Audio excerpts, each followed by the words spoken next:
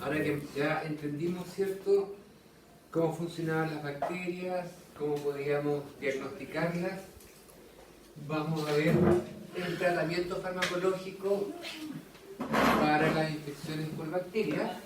El tratamiento farmacológico consiste en los antibióticos, ¿ya? Y los antibióticos simplemente son fármacos que o destruyen o frenan el crecimiento o multiplicación de las bacterias, ¿ya? Si los destruyen, maravilloso, ¿cierto? Nuestro sistema inmune solo se encarga de comerse lo que está muerto. Si frenan el crecimiento, le damos tiempo a nuestro sistema inmune para que se haga cargo el sol, ¿ya? Ahora, los dos tienen la misma efectividad. Va a depender de la bacteria. Hay bacterias que son sensibles a antibióticos que destruyen, o bactericidas que se llaman, o hay bacterias que solo son sensibles a aquellas que son bacteriostáticas, o sea, que evitan frenan el crecimiento o la multiplicación de la bacteria, ¿ya? Y estos fármacos nos permiten usarlos para el tratamiento de infecciones locales, o sea, súper localizadas o generalizadas, ya da lo mismo, cualquiera de los dos. Y la verdad es que los antibióticos son compuestos súper diferentes uno de otro, ¿ya? O sea, por lo tanto, van a ver ustedes que los podemos clasificar de muchas maneras. Una de las formas de clasificarlos es por el efecto de su acción, o sea, o destruyen o frenan el crecimiento. La otra es por su espectro de actividad. Vamos a ver más adelante a qué nos referimos con eso. Lo otro es según su mecanismo de acción, o sea, o cómo frenan o cómo matan, cómo lo hacen, ¿ya? Y por último, por su estructura química. Van a ver que la más tóxica es por su estructura química, ¿ya? Y respecto a su estructura química, también vamos a tener los que son bactericidas o bacteriostáticos.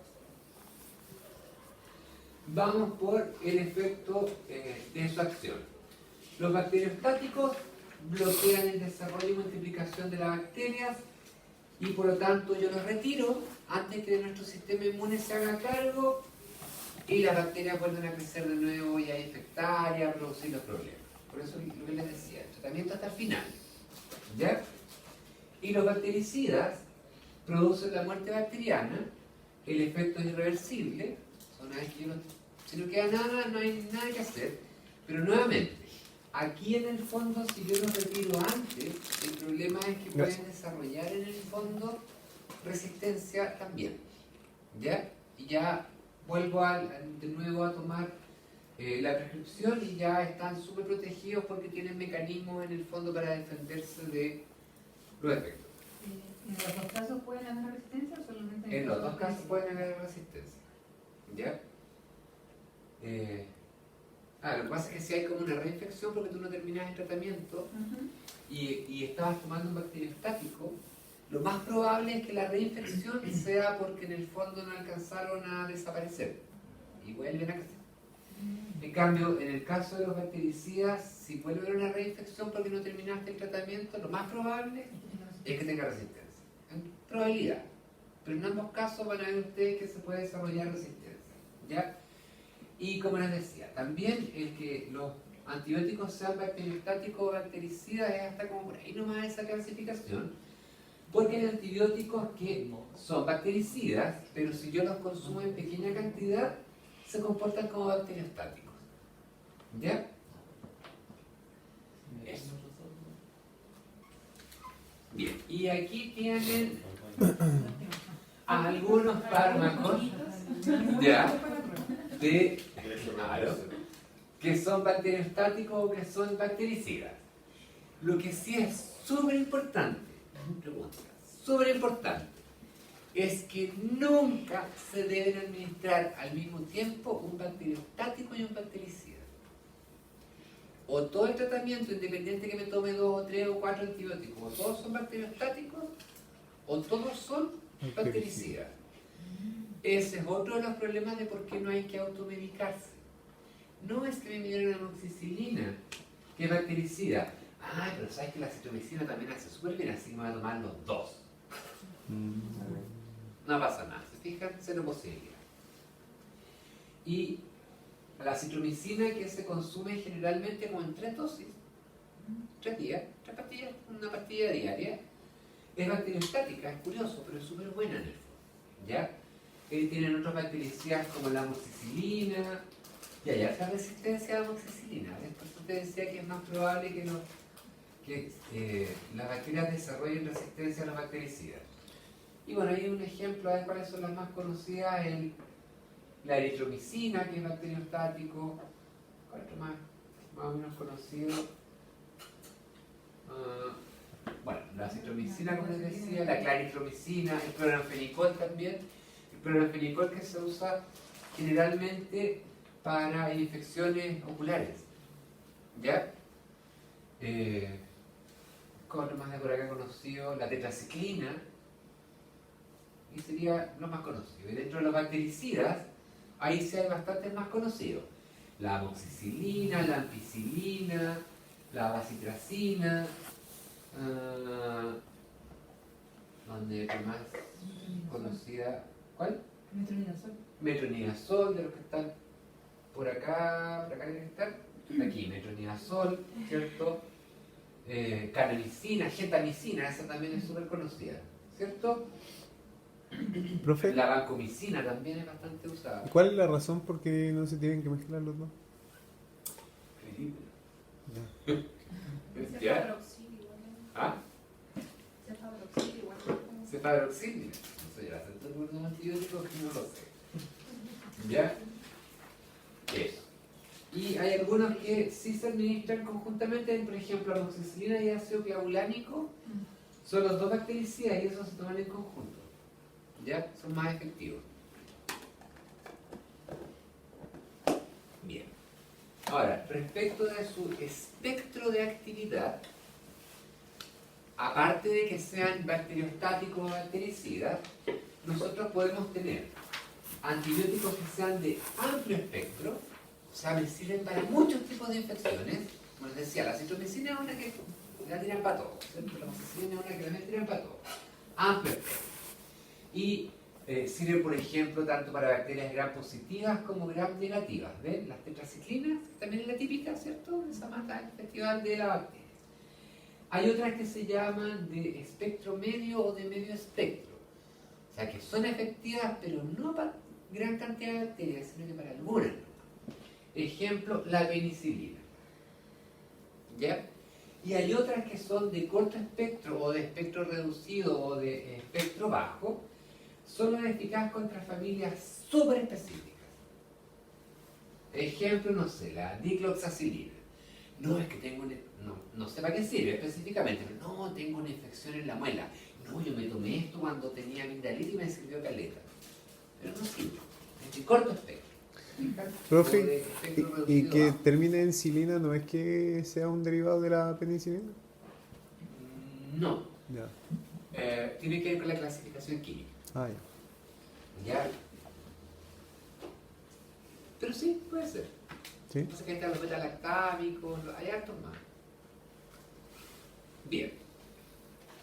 La otra clasificación es según su mecanismo de acción. ¿Ya? Ya aparecieron las diapos gigantes, ¿cierto? Ya. Ahora, en el fondo lo que tenemos que hacer es evitar que la bacteria cumpla sus funciones normales, es romper la homeostasis de la bacteria. ¿Ya? Y por lo tanto, podemos tener diferentes blancos o target. Uno de ellos, por ejemplo, son los que inhiben la síntesis de pared bacteriana. La pared bacteriana le daba rigidez, ¿cierto?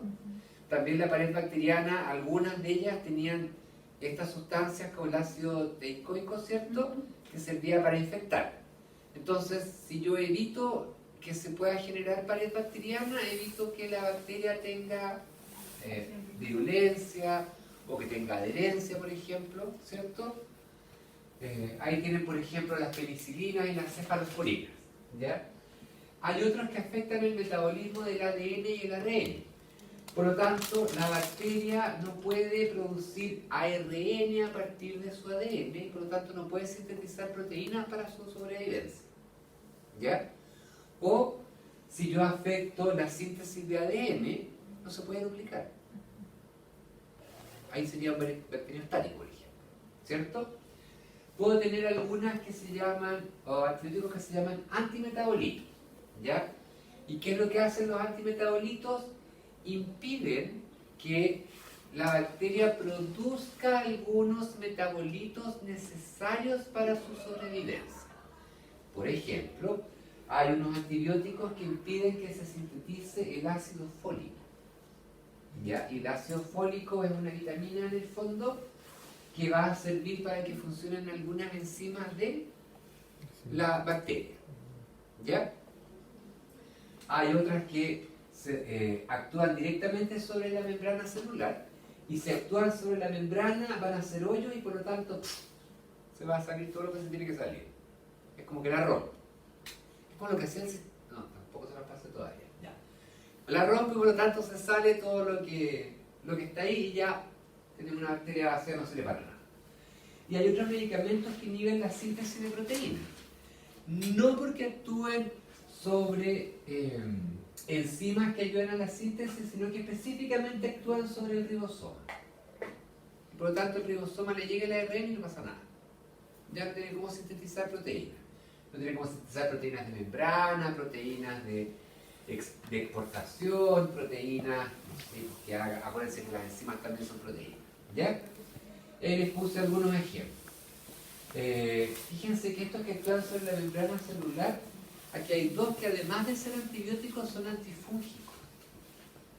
La nistatina y la anfotericina B. ¿Ya? Porque los hongos también tienen en el fondo membrana celular. Y en el caso de los que inhiben síntesis de proteínas, ahí tenemos, no sé, con las tetraciclinas, el cloranfenicol, los macrólidos. ¿Ya? Ahora, ojo que si estos son los targets de los antibióticos, las estrategias que desarrollan las bacterias para evitar que los afecten estos antibióticos son tratando de hacer que no llegue, por ejemplo, el antibiótico ahí, o que si el antibiótico entra lo degradan antes, por ejemplo. ¿Ya?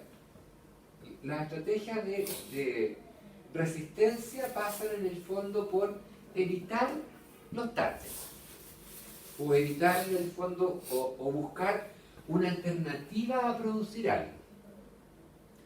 No sé, si tengo por ejemplo un antibiótico que evita la síntesis del ADN porque, qué sé yo, inactiva la polimerasa, ¿cierto?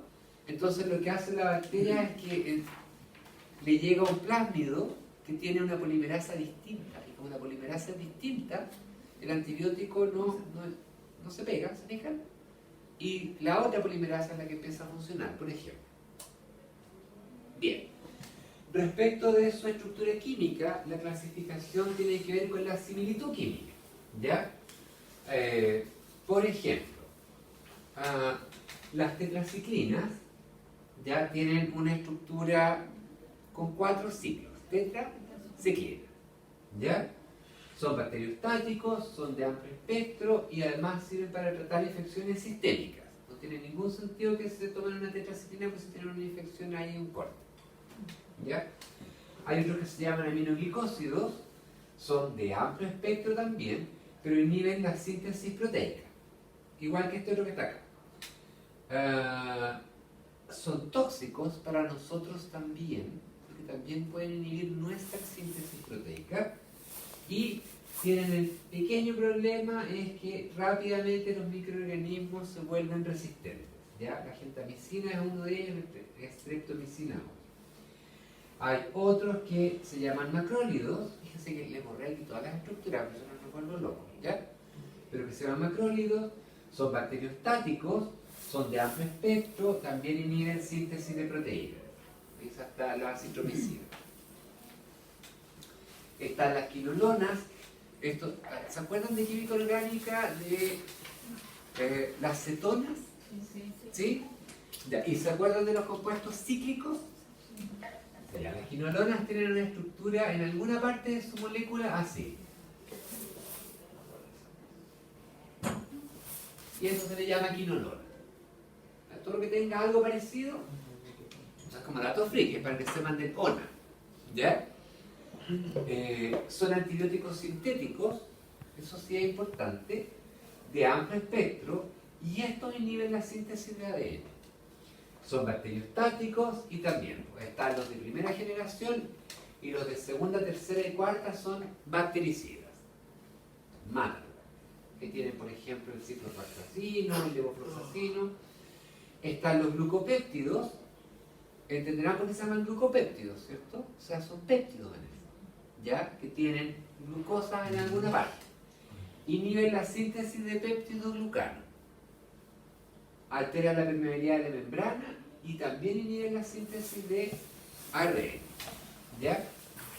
Vancomicina es uno de ellos. Están otros que se llaman amfenicoles, como el cloramfenicol, ¿ya? Que son bacteriostáticos, pero si yo aumento la concentración se vuelven bactericidas, también inhiben la síntesis proteica. Están los beta-lactámicos, ¿ya? Y dentro de los beta-lactámicos está el primero que se descubrió, la penicilina, ¿ya? Interfieren con la síntesis de la pared,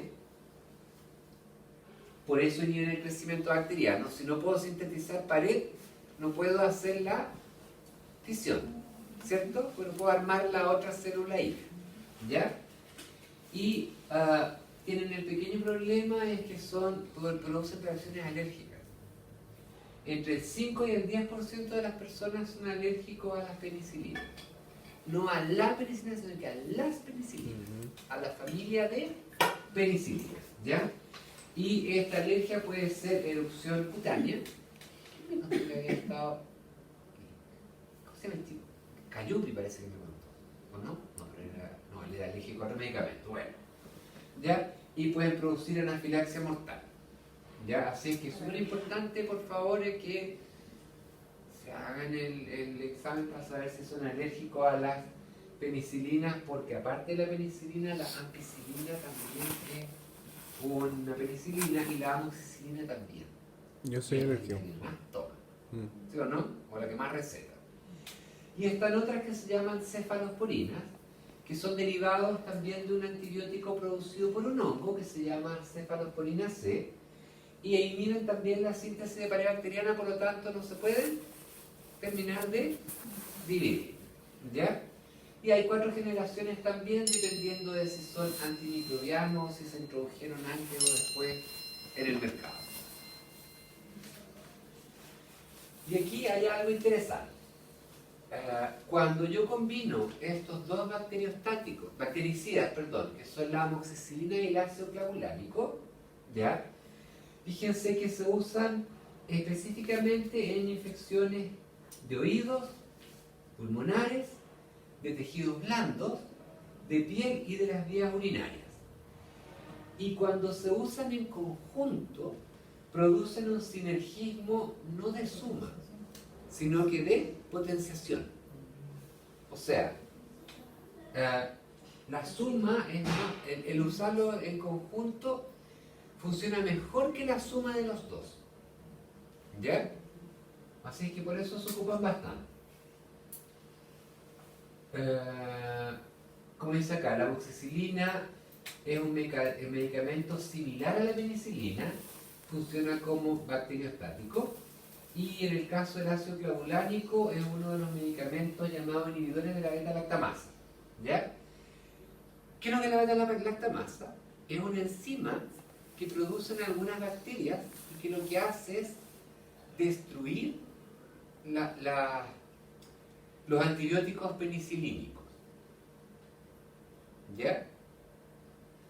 Y por lo tanto, si yo combino ácido clavulónico y esa bacteria tiene resistencia a las penicilinas, lo que va a hacer el ácido clavulánico es que va a inhibir la resistencia de la bacteria y por lo tanto va a poder actuar la amoxicilina, que es similar a la penicilina. ¿Ya? Por eso sucede en conjunto. De nuevo, ácido clavulánico ataca en el fondo la resistencia y la amoxicilina hace la pega. Bien, y entonces, ¿cuáles van a ser los mecanismos de resistencia? Yo les dije que estaban súper relacionados con los blancos de los antibióticos. La resistencia a los antibióticos viene sí o sí en los plásmidos. ¿Ya? Que se los pueden compartir, acuérdense, entre dos bacterias de la misma especie o de bacterias de especies diferentes.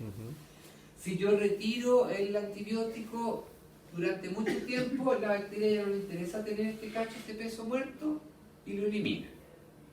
¿Ya? ¿Y cómo es lo que puedo hacer? Una de las estrategias que vienen aquí adentro, acuérdense que estas son instrucciones, ¿cierto? Son genes que generan proteínas que hacen algo. Una de las estrategias es producir aquí enzimas que destruyan a los antibióticos una vez que entran. El antibiótico entra y la bacteria tiene enzimas que lo destruyen. Yo aumento la concentración, la bacteria tiene más enzimas. Listo, chao, se acabó. Otra es que la bacteria cambia la estructura de su pared celular y por lo tanto el antibiótico ya no puede ingresar a la bacteria, lo hace impermeable. ¿Ya? Otro es que a veces aquí vienen genes que se expresan con bombas de expulsión. Entonces, los antibióticos entran y como aquí hay bombas, así como el ácido de potasio, ¿cierto? Que botan, el antibiótico nunca alcanza a una concentración importante dentro de la bacteria, porque la bacteria lo expulsa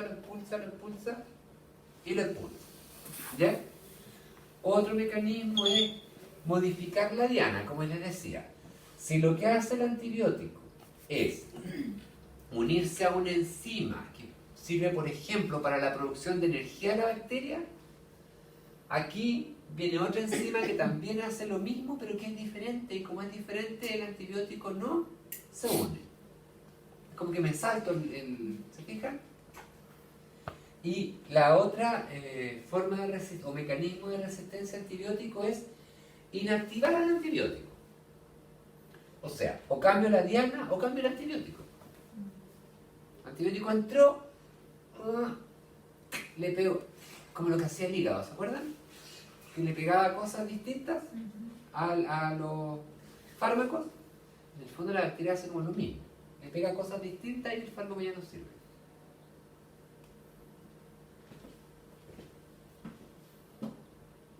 Bien.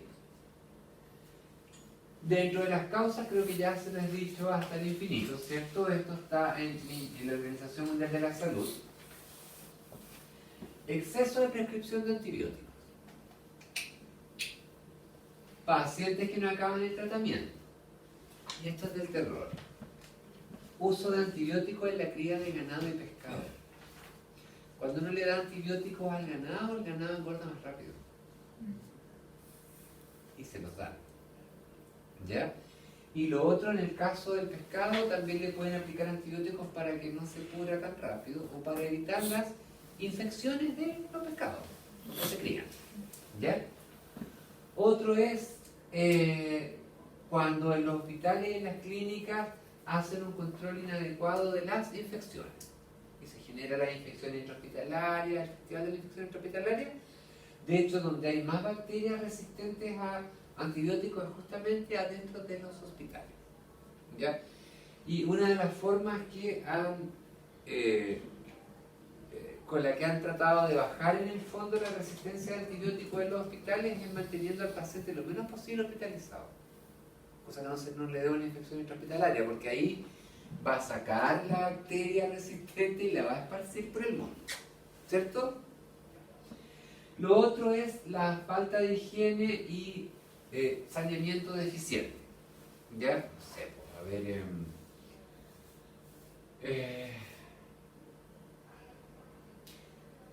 bueno, ustedes son muy chicos. Hubo un tiempo, hace como 1000 años atrás, que hubo una... es que muchos años atrás, que casi hubo una epidemia de cólera. La epidemia de cólera fue en Perú, no alcanzó a llegar a Chile, aquí llegaron 144 casos. ¿Cierto?